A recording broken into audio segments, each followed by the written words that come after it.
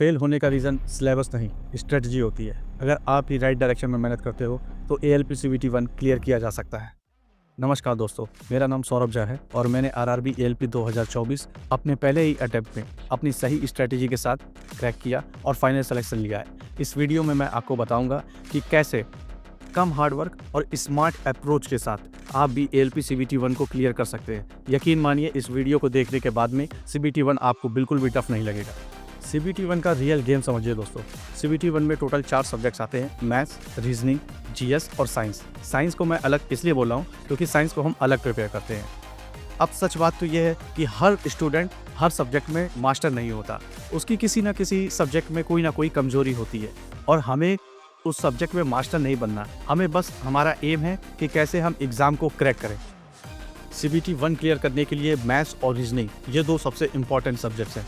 मैं इम्पॉर्टेंट इसको इसलिए बोल रहा हूँ क्योंकि ये दोनों वो सब्जेक्ट्स हैं जहाँ से हम लोग मैक्सिमम से मैक्सिमम मार्क्स गेन कर सकते हैं और ये मार्क्स हमारे जो CBT 1 में आएंगे इनको CBT 2 में भी ऐड नहीं किया जाएगा। इसलिए हमें मैथ्स और रीजनिंग पे फोकस करके अपने स्कोर को इतना बूस्ट करना है कि हम उस 15 टाइम्स की लिस्ट में सेलेक्ट हो जाए। इसलिए मैथ्स और रीजनिंग CBT 1 के लिए बहुत ही ज़्यादा इंपॉर्टेंट और क्रूशियल यहाँ पर साबित हो जाते हैं। तो बात करते हैं अब साइंस की।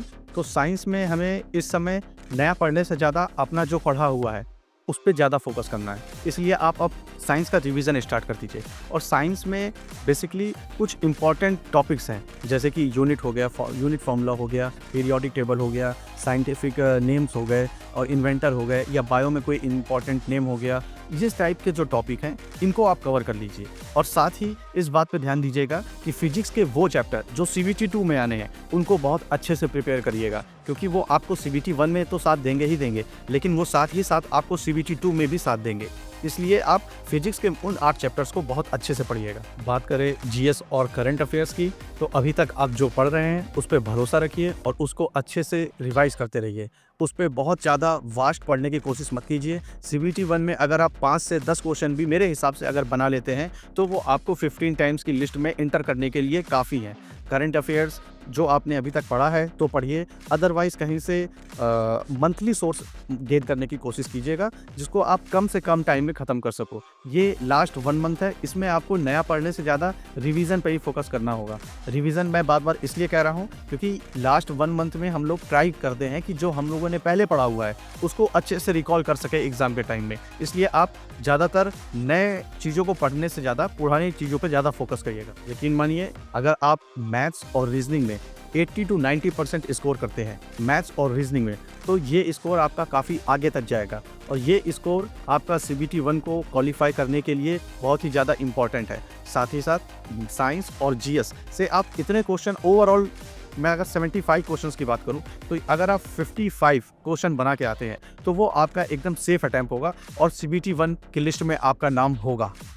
अब वो गलती जिससे हमें बचना है, अब हमें GS, केमिस्ट्री और बायो इन तीनों पे बहुत ही ज़्यादा डीप नहीं जाना है। जितना पढ़ा है उसको रिवीजन करना है, क्योंकि अगर आप ज़्यादा डीप गए तो आप मैथ, रीजनिंग, वो पार्ट जिसमें आप स्कोर ज़्यादा करके आगे से आगे बढ़ सकते हैं उसको स्किप कर देंगे और ये सही नहीं रहेगा। इसलिए आप ट्राई कीजिए, मैथ्स और रीजनिंग की ज़्यादा से ज़्यादा प्रैक्टिस कीजिए और फिजिक्स के जो 8 चैप्टर्स बोले प्लस मैंने यूनिट, फार्मूला और साइंटिफिक नेम, पीरियोडिक टेबल, इन सब चीज़ों से जो रिलेटेड चीज़ें हैं उनको आप ज़्यादा अच्छे से प्रिपेयर करिए। उम्मीद करता हूं कि मैं अपनी बात आपको अच्छी तरह से समझा पाया होऊंगा।